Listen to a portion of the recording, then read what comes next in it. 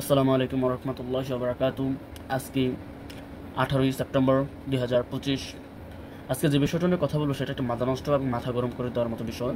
বিষয়টা হচ্ছে ধর্ষণ। নোয়াখালী লক্ষ্মীপুরে একটি মেয়েকে তার বাসা থেকে তুলে নিয়ে গিয়ে 7 দিন যাবৎ একাধিক হিন্দু যুবক ধর্ষণ করে। তাকে একাধিক হিন্দু যুবক, এখানে একজন দুজন না, এই সংখ্যা 10-12 জন হতে পারে, তাকে ধর্ষণ করে, তাকে বেপরোয়াভাবে ধর্ষণ করে। তাকে 25শে আগস্ট তুলে নিয়ে যায় তার বাসা থেকে এবং 2 সেপ্টেম্বর তাকে পায়। আপনি বলুন, আপনার বোনের সাথে যদি আজকে এই বিষয়টা হতো আপনি কি করতেন বলুন? আজকে 18 সেপ্টেম্বর এই পর্যন্ত এই বিষয়টা নিয়ে একটা পত্রিকায়, একটা নিউজে, একটা কোথাও একটা টু শব্দ না, এবং এই লিঙ্কটা খুঁজতে আমার 2 ঘন্টা লেগেছে। শুধু এটা পেয়েছে অনেকদিন আগে। তো এটা নিয়ে যেহেতু একবার চুপ বাংলাদেশ, এটা খুঁজে বের করেছি আমি খুঁজে বের করেছি অনেক কষ্ট করে, এটা আমিও খুঁজে বের করেছি। তো আমার বিষয়টা হচ্ছে, এটা বাংলাদেশ, এটা মুসলিম রাষ্ট্র। একটা মুসলিম মেয়ে তার বাড়ি থেকে তুলে নিয়ে গিয়ে তাকে একাধিক হিন্দু যুবক ধর্ষণ করলো। এটা নিয়ে বাংলাদেশের পত্রিকায়, মিডিয়ায় কোথাও একটা নিউজ নাই। দুঃখের ব্যাপার, এদেশে রাজনৈতিক দলগুলো রাজনীতি করে জনগণের সেবার জন্য। কোন দলটা এই নোয়াখালীর এই মেয়েটা, আমার বোন, তাকে ধর্ষণ করা হইয়াছে, তার পাশে গিয়ে দাঁড়িয়েছে? জামাত ইসলাম বলুন, হেফাজতকে বলুন, খেলাফত মজলিস বলুন, চরমনায় বলুন, এনসিপি বলুন, বিএনপি বলুন, জাতীয় পার্টি বলুন, এবি পার্টি বলুন, কোনো পার্টি যায়নি, কোনো পার্টি যায় নাই আজকে আমার এই বোনটার ইজ্জতের বিচার চাইতে। আপনি কোন বাংলাদেশে বসবাস করেন? আমি যদি আপনাকে প্রশ্ন করি, এই বাংলাদেশটা মেয়ের ইজ্জতের বিচার পাওয়া যায় না। এটার জন্য কোনো মিডিয়া, কোনো কিছু এটার জন্য কোনো সহযোগিতা করে না। তারপরে এই বিষয়টাকে পলিটিক্যালি বা কোনো একটা চাপের মাধ্যমে এই বিষয়টাকে মিডিয়া থেকে একবারে চুপচাপ করে দেওয়া হচ্ছে, মানে একবারে অফ করে দেওয়া হচ্ছে। কেন এই কথাটা বললাম? প্রত্যেকটা নিউজই যখনই হয় সেটা ভাইরাল হয়, ব্যাপকভাবে ভাইরাল হয়, বিশেষ করে ধর্ষণের ঘটনাগুলো। আমরা দেখেছি গণঅভ্যুত্থানের পরেও সম্ভবত নোয়াখালীতে ধর্ষণ হয়েছে, এবং এটা একাধিক মিডিয়া, সরকারি মিডিয়া, তারা ব্যাপকভাবে প্রচার করে। কিন্তু একাধিক দিন, মানে 1-2 দিন না, 1 সপ্তাহ মতো প্রচার করে, 1 সপ্তাহ 1.5 সপ্তাহ প্রচার করে, এমনকি বিভিন্ন জায়গায় প্রচার করে। কিন্তু নোয়াখালীর এই বিষয়টা নিয়ে একবার চুপ, এটা নিয়ে কোনো প্রচারণা নেই। অবাক কাণ্ড। শুধু তাই নয়, মাদ্রাসা বা কোনো মসজিদে যদি কোনো একটা ঘটনা ঘটে, কিছুদিন আগে আপনারা দেখছেন বাংলাদেশে একটা মসজিদে একটা অনাকাঙ্ক্ষিত ঘটনা ঘটেছে। সেখানে এক নারী তার পরকীয়ার স্বামীর সাথে মানে পরকীয়া করছিল, সে এক ব্যক্তির সাথে, তার বাচ্চা দেখে ফেলছে, সেই বাচ্চাকে মেরে মসজিদের উপরে রেখে আছে, পরবর্তী মসজিদের ইমামকে ফাঁসিয়ে দেওয়া হয়েছে। এবং এই বিষয়টা প্রথম দিক দিয়ে মিডিয়া হাইলাইট করেছে, মসজিদে ধর্ষণ করে এক মেয়েকে ফেলে রেখেছে কে যেন, এটা ইমাম সাহেব দেখে, মানে এই বিষয়টা খুবই হাইলাইট হয়েছে বাংলাদেশে। এটা নিউজটা খুবই ব্যাপকভাবে প্রচার হয়েছে। কিন্তু নোয়াখালী লক্ষ্মীপুরের মেয়েটাকে যে ধর্ষণ করা হলো, এটা কেন প্রচার করা হয়নি? আমার প্রশ্ন ভাই, এটা কেন প্রচার করা হয় নাই? কেন জানেন? এটি কোনো মাদ্রাসায় ঘটে নাই, কোনো মসজিদে ঘটে নাই, কোনো মুসলিম ঘটে নাই। একাধিক হিন্দু যুবক তারা একটি মেয়েকে, মুসলিম মেয়েকে তার বাড়ি থেকে তুলে নিয়ে গিয়ে 7 দিন যাবৎ ধর্ষণ করেছে। এটা ভারত, তার যে মিডিয়া, বাংলাদেশে যে ভারতের মিডিয়াটা রয়েছে, যেটা সংস্কার এবং বিচার মাধ্যমে অন্তর্বর্তীকালীন সরকার ধ্বংস করার কথা ছিল, সেটা যে পারে নাই, সেটার প্রভাব পড়ছে এখন। একটি মুসলিম মেয়েকে ধর্ষণ করা হলো, এটা নিয়ে কোনো মিডিয়াতে কোনো খবর নেই, কোনো প্রচারণা নেই।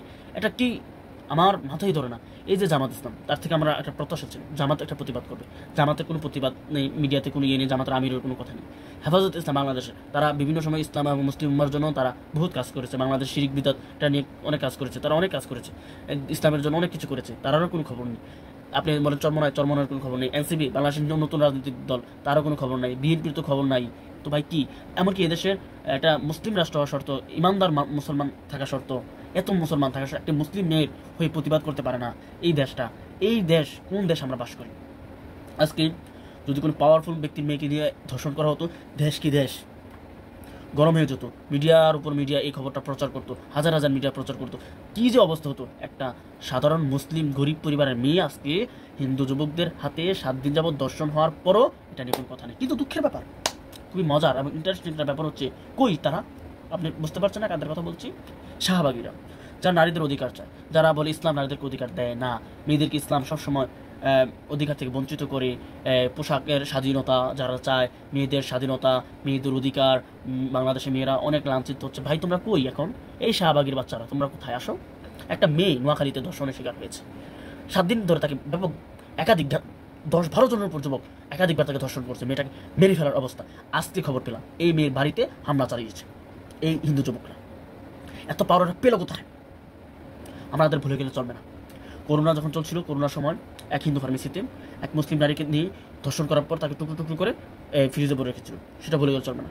তারপরে বাংলাদেশের রংপুরের ওইদিকে কিছু মুসলিম যুবক কাজ করতে গিয়েছিল মন্দিরের পাশে। সেই মন্দিরে পূজারী যে মহিলা পূজা দেয় তার বক্তব্যে উঠে এসেছে সেখানে আগুন জ্বালানো ছিল, এবং বাতাসের কারণে মন্দিরের যে পর্দা, ওই পর্দার সাথে মোমবাতির আগুন লেগে মন্দিরে আগুন লেগে যায়। ওই যুবকগুলো দেখে মন্দিরের আগুন নিবানোর জন্য দৌড়ে যায়, এবং এই যুবকদেরকে মিথ্যা অপবাদ দিয়ে মন্দিরে আগুন লাগিয়েছে বলে 2 জনকে হত্যা করে। তার ভিতরে একজন কোরআন হাফিজ ছিল, এবং মন্দিরের সিসি ক্যামেরা একই জিনিস দেখাচ্ছে, ছেলেগুলো দৌড়ে পানি নিয়ে যাচ্ছিল মন্দিরের ভিতরে।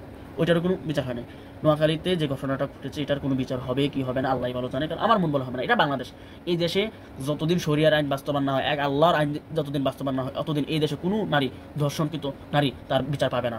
কেন পাবে না? এই গণতন্ত্র হচ্ছে ধর্ষণ করার সবচেয়ে কৌশলগত। আপনি বলুন তো 54 বছরে এই দেশে যতগুলো ধর্ষণ হয়েছে, কয়টা ধর্ষণের বিচার পেয়েছেন? আমি আপনাকে চ্যালেঞ্জ করলাম, বলতে পারবেন? কিন্তু আজকে ওই শাহবাগীরা কই, ওই তারা কই যারা বলে নারীদের অধিকার নিয়ে কাজ করতে হবে, নারীদের নিয়ে কাজ করতে হবে, তারা কোথায়? বলেন তো ভাই, আপনি বলেন তারা কোথায় আজকে? যারা ইসলামফোবিয়া ছড়াচ্ছে, ইসলাম বিদ্বেষ ছড়াচ্ছে সমাজে, যারা ইসলামকে নারীদের অধিকার দেয় না বলে, আজকে তারা কোথায়? একটা মুসলিম মেয়েকে ধর্ষণ করা হয়েছে, তারা কোথায়? এটাই আমাদের বাংলাদেশ। এদেশে দর্শনকারীর কোনো সাজা হয় না, এদেশে দর্শনকারীর কোনো কিছু হয় না। কিন্তু যদি এটা মাদ্রাসায় করতো, তাহলে আজকে মিডিয়া, আপনি খবরের পাতায় পাতায় আপনি যদি মোবাইল ইনস্টল করতেন, খালি খবর পেতেন যে আজকে মুসলিম মেয়েকে ধর্ষণ করা হয়েছে, এক হুজুর বাকি পেতেন। কিন্তু আজকে 8-10 জন হিন্দু যুবক মিলে একটা মুসলিম মেয়েকে 7 দিন যাবত বেঁধে তাকে এত পরিমাণে ধর্ষণ করা হলো, মেয়েটি বেঁচে থেকে কি করবে? মেয়েটিকে ধ্বংস করে ফেলা হলো, তারপর তার কোনো বিচার হয় না। আজকে খবর পেলাম যে এই মেয়ের বাড়িতে হামলা চালাচ্ছে হিন্দু যুবকরা। কোথায় পাই পাওয়া? মুসলিমরা কোথায়? মুসলিমরা কাছে মরে গেছে? এটা কোন ধরনের দেশ? এটা কিসের মুসলিম রাষ্ট্র? কই খালিদ বিন ওয়ালিদের বংশধররা? কই উম্মতে মুহাম্মাদিরা? তার কাছে মরে গেছে। আজ ইসলামিক দলগুলো কিছু বলছে না, নিশ্চয়ই তারা ক্ষমতার লোভী, এই জন্য কিছু বলছে না। কষ্ট লাগে, অন্তরে কষ্ট লাগে। আজকে এটা মুসলিম রাষ্ট্র আমার বোন, আজকে সেই মেয়েটি আমার বোন হতো, আজকে যদি এই মেয়েটি কোনো কোটিপতির মেয়ে হতো, আজকে যদি কোনো প্রভাবশালীর মেয়ে হতো, আজকে এই মেয়েটি যদি কোনো বিএনপি নেতার মেয়ে হতো, তাহলে কি হতো? যদি বিএনপি নেতার মাইয়া হইতো, ওদেরকে আরেকবার বলতে হবে না, একবার ধুমাসভা করে ফেলাইতো।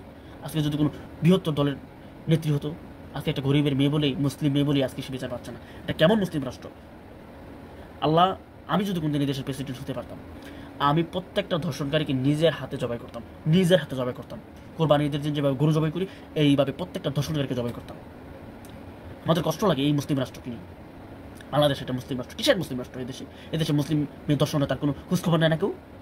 কে বলে এটা মুসলিম রাষ্ট্র? এটা ভুল।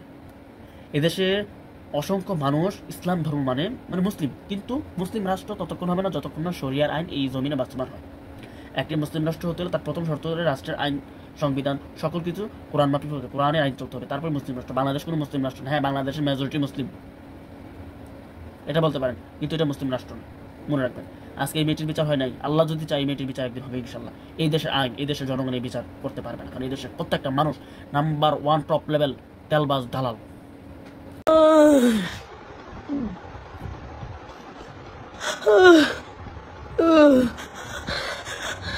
একটু কেউ হেল্প করেন না।